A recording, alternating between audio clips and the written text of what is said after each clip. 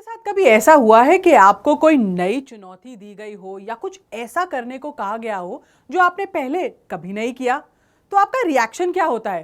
पहली चीज हम ये सोचते हैं, ये कैसे होगा? अरे ये तो मैं कर ही नहीं सकता, मुझे तो इसके बारे में कुछ पता ही नहीं है। आपके दिमाग में ऐसे सवाल क्यों उठते हैं? क्योंकि आपका माइंडसेट, आपकी मानसिकता ऐसी है। और सक्सेस चाहिए तो सही मानसिकता होना बहुत क्रिटिकल है। इसलिए इस वीडियो द्वारा हम आपको बताएंगे how to build the right mindset. एक गोल्डन स्टेटमेंट है ना, once your mindset changes everything on the outside changes. मानसिकता बदलेगी तो दुनिया बदल जाएगी। इसलिए ये एक बहुत बड़ा कारक होता है आपकी पर्सनैलिटी डेवलपमेंट में और आपकी सफलता की जर्नी में। तो पहले देखते हैं कि ये राइट माइंडसेट है ना जिसकी हम बात कर रहे हैं, इतना महत्वपूर्ण क्यों है। पहली चीज, develops a healthy self esteem. आपके आत्मसम्मान के लिए जरूरी है एक संतुलन बनाना है जिसमें वो आपकी मदद करता है। तो आप अपने विचारों के द्वारपाल हैं। पॉजिटिविटी और प्रेरणा को अंदर आने दें, बेकार की आलोचना को तो आगे का रास्ता दिखाइए। दूसरी चीज, गिव्स अ विनिंग पर्सपेक्टिव।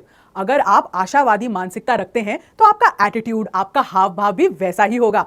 निराशावादी होने से आपको कोई फायदा है क्या? तो उसको निकालो अपने सिस्टम से। आशावादी रहोगे तो विनिंग स्ट्रैटेजी सोच सकते हो और उसके लिए जो आपको सॉल्यूशंस चाहिए वो भी दिमाग में आ जाते हैं, तो फायदेमंद है आपके लिए बहुत। तीसरी चीज, हार्नेसिंग ड्राइव। आपने सुना होगा अधिकतर जो लोग सफलता की सीढ़ी चढ़ते हैं उनके बारे में ये कहा जाता है क्या ड्राइव है उनका, क्या डिटर्मिनेशन है उनमें, उनकी दृढ़ता के उदाहरण दिए जाते हैं। कहां से आता है ये?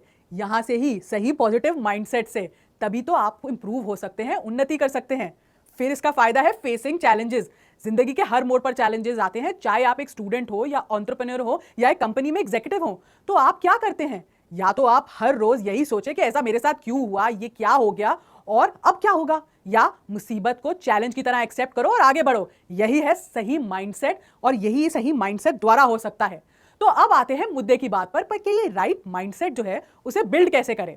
देखिए, इसका कोई स्टेप बाय स्टेप इंप्लीमेंटेशन तो है नहीं, पर कहते हैं कि नजर बदलिए तो नजरिया अपने आप बदल जाता है, बस थोड़ा उस डायरेक्शन में काम करना है। तो पहली चीज हम क्या करेंगे? Positive attitude, never give up. ये तो आप समझ ही गए होंगे कि हमारी पर्सनैलिटी हमारे माइंड की ही एक रिफ्लेक्शन है। आप सोचिए कि आपको नाचना पसंद है पर आपको लगता है कि आप एक बहुत ही खराब डांसर हैं, तो आप डांस फ्लोर पर तो हमेशा सचेत रहेंगे। भाई, अगर आपको नाचना सीखना है आप उसको सीख सकते हैं, प्रैक्टिस करेंगे तो आप भी अच्छे डांसर बन पाएंगे। इसको ना एक मेंटल ब्लॉक की तरह आप क्यों लेते हैं? सुना है ना आपने, एनीबडी कैन डांस, तो यस आई कैन, ये एक पॉजिटिव एटीट्यूड स्लोगन अपने साथ लेके चलें। एक और एग्जांपल से समझाती हूँ। दो लोग ना इंटरव्यू पे जा रहे थे, एक है रोहन और एक है जिमी। रोहन की क्या प्रॉब्लम है ना कि उसका कॉन्फिडेंस लेवल थोड़ा कम है, तो उसका ये जो नेगेटिव एटीट्यूड है ना, उसको लगता है कि वो शायद हर चीज में फेल हो जाएगा। उसके दिमाग में ना ये चीज फिट हो गई है।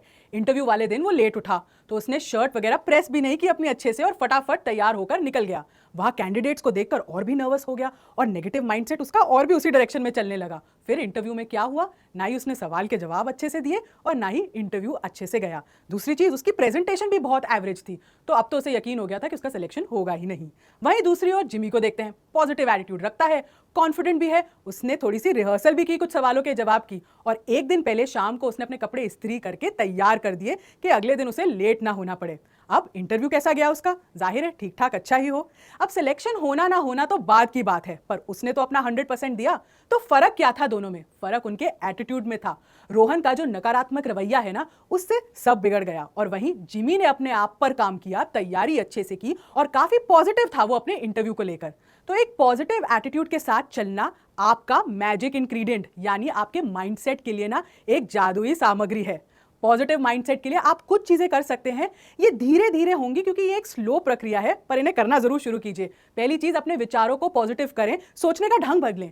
हर चीज से घबराएं नहीं बल्कि सोल्यूशन के बारे में सोचें। तीसरी चीज, फायदों को दिमाग में रखें और उसकी ओर बढ़ें और श्रम करें, मेहनत करें। जो लोग बेकार की या नेगेटिव बातें करते हैं ना, उनसे थोड़ा सा दूर ही रहें। अपनी बातों में पॉजिटिव शब्द यूज करना शुरू कीजिए, जैसे हाँ मुझे अच्छा लग रहा है, सब ठीक हो रहा है, मैं अपने गोल्स को पूरा करूंगा। तो आइए अब हम चलते हैं दूसरी चीज पर इस माइंडसेट की वीडियो में, वो है एफर्ट एंड कंसिस्टेंसी। ये एक फॉर्मूला आप याद रखना हमेशा कि success is equal to effort into consistency. आप एफर्ट करोगे और निरंतर करोगे ना तो सक्सेस मिलेगा ही। अब वॉरेन बुफे के बारे में तो आप सब ने सुना होगा। एक वरिष्ठ इन्वेस्टर हैं और बिजनेस टाइकून भी। वो जाने जाते हैं अपने डिसिप्लिन को लेकर। हर दिन ना वो घंटों फाइनेंशियल स्टेटमेंट्स होती हैं उनको पढ़ते हैं, जहां वो इन्वेस्ट करना चाहते हैं, जिन कंपनियों में वो इन्वेस्ट करना चाहते हैं। तो उनके प्रयास में कोई कमी नहीं होती। तो आपको दो चीजें ध्यान में रखनी है। पहली चीज, सेट अ डायरेक्शन, अपना लक्ष्य बनाएं और उस डायरेक्शन पर चलें। अगर आपको अच्छी कम्युनिकेशन स्किल्स चाहिए तो उस पर काम करें, वहां फोकस करें। दूसरी चीज जो आप कर सकते हैं ना वो है ट्राई काइजन अप्रोच। ये कॉन्सेप्ट ना जापान से फेमस हुआ है और इसका मतलब है कंटिन्यूअस इंप्रूवमेंट, यानी निरंतर सुधार।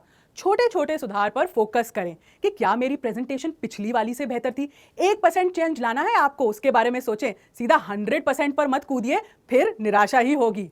ये ना 1% करके ही आप 100% तक पहुंच जाएंगे और आपको पता भी नहीं चलेगा। और हमेशा के लिए ये सुधारना आपके अंदर बस जाएगा, क्योंकि आपने धीरे धीरे इस पर काम किया है। ये आपके सिस्टम का ही पार्ट बन जाएगा। तो इंप्रूवमेंट छोटी हो पर फायदा जरूर बड़ा है। तीसरी चीज जो सही माइंडसेट के लिए आपको चाहिए ना वो है getting out of your comfort zone. ये तो मैं सबको बोलूंगी कि अपने कंफर्ट जोन, जिसको हम सुविधा क्षेत्र कहते हैं, उससे बाहर निकलो। कंफर्ट में काम करना, उतना ही काम करना जितना जरूरी है। क्या करना नए लोगों से मिलकर, क्यों सोचे हम कि आज सूट टाई पहन के कुछ नया करने जाएं। अरे भाई निकलो इस क्षेत्र से, वरना कुछ भी नया आएगा तो आप उसे हैंडल ही नहीं कर पाओगे। मैं अपने अनुभव से आपको बताती हूँ, मैंने 10 साल टीवी जर्नलिज्म में एक ही कंपनी में काम किया। 7वें या 8वें साल तक मैं थोड़ा बोर होने लगी, पर मैंने उसे छोड़ा नहीं। क्यों? क्योंकि वहां काम करना मेरा सुविधा क्षेत्र था। मैं वहां एकदम फिट बैठ चुकी थी, सब मुझे जानते थे, काम की मुझे अच्छे से नॉलेज थी, मैं वहां पे एक बॉस भी थी। मैं ये नहीं कह रही हूं कि एक कंपनी में ज्यादा देर टिकिए नहीं, पर अगर कुछ नया ट्राई करना है तो अपने कंफर्ट के क्षेत्र से तो बाहर निकले, और मुझे सफलता भी मिल रही है। तो इस कंफर्ट जोन से आप बाहर निकलिए और पता है आपके साथ फिर क्या होगा? पहली चीज, you will be more productive.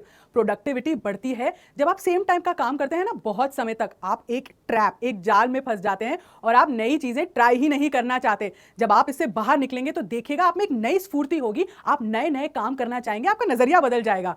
दूसरी चीज, easier to deal with change. आप तैयार रहते हैं लाइफ की चुनौतियों के लिए, कम से कम उसे संभालना कैसे है ये तो आपको समझ आ ही जाएगा।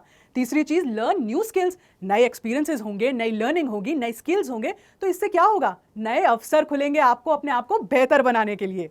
अब आ जाते हैं हमारे चौथे पॉइंट पे माइंडसेट के, वो है growth oriented mindset versus fixed mindset. ये मैं आपको समझाती हूँ। ग्रोथ ओरिएंटेड यानी विकास की दिशा में सोचना। तो अगर आप ग्रोथ को दिमाग में रखोगे तो इसका मतलब है आप सीखने को तैयार हो, और फिर उस सीख को इंप्लीमेंट करने को भी आप तैयार हो, और इससे आपकी डेवलपमेंट भी जरूर होगी। दूसरी ओर जिनका फिक्स माइंडसेट है, यानी बदलाव के खिलाफ जो होते हैं, वो कोई ऐसी आदत या स्किल में पढ़ना ही नहीं चाहेंगे जो नहीं हो और उन्हें अपने आप को बदलना पड़े या कोई चेंज लाना पड़े जिंदगी में। मैं इतने लोगों को जानती हूं ना जिन्होंने बड़ी पोजीशंस को मना कर दिया है क्योंकि उन्हें लगता है कि वो उस लायक ही नहीं है और इतनी जिम्मेदारी नहीं उठा सकते। कुछ लोग तो ऐसे भी हैं जो नई जॉब रोल्स और नए जॉब में भी अप्लाई नहीं करते क्योंकि उन्हें लगता है कि वो वहां फिट नहीं बैठ रहे, भले ही उनकी स्किल्स वहां पे मैच कर रही हो। तो उन्होंने क्या किया है, पहले ही नतीजा सोच लिया है और उसकी वजह भी सोच ली है और ट्राई करने के लिए कोई गुंजाइश भी नहीं छोड़ी है। यही होती है एक फिक्स्ड मानसिकता। अब सचिन तेंदुलकर को देख लीजिए, एक स्पोर्ट्समैन है। अगर उनकी अनेक इंजरीज के बाद वो सोच लेते कि अब मुझसे हो ही नहीं पाएगा, मैं खेलना छोड़ देता हूं या मैं ऐसे ही खेल सकता हूं, तो क्या उन्हें कोई अपनी ऐतिहासिक मैचेस जो जीत उन्होंने देखी उसके बाद वो खेल पाते? बिल्कुल भी नहीं।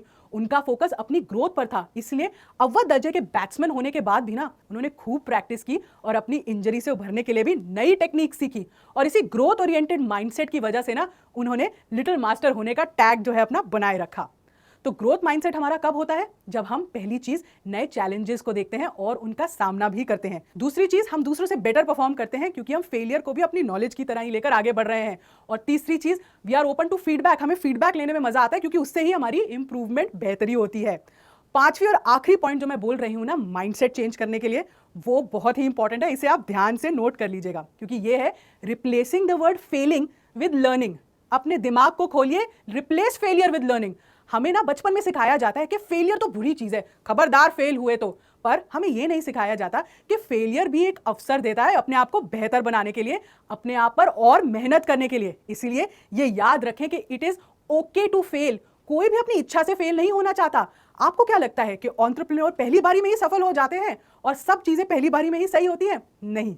इसलिए फेलियर से सीखें और फिर से उठें। एक बहुत ही प्रसिद्ध राइटर है पॉलो कोएल्हो, उन्होंने कहा है कि do not fear failure but rather fear not trying. Fail होने से ना डरें, आपको डरना तभी चाहिए जब आप कोशिश ही नहीं करना चाहते। एक्सपीरियंस से अच्छा अध्यापक ना कोई नहीं होता हमारे लिए। दोस्तों, इस वीडियो से मैं यही कहना चाहती हूं कि अपनी मानसिकता पर काम करें और उसे सही दिशा दें जो विकासशील और सकारात्मक हो। अगर आप ऐसी सोच को बढ़ावा देंगे तो पर्सनैलिटी डेवलपमेंट का एक बहुत बड़ा पहलू आपने मास्टर कर लिया है। इस वीडियो में इतना ही। इसे ध्यानपूर्वक देखने के लिए, बार बार देखने के लिए एक्चुअली, और इंप्लीमेंट करने के लिए आपका बहुत बहुत धन्यवाद।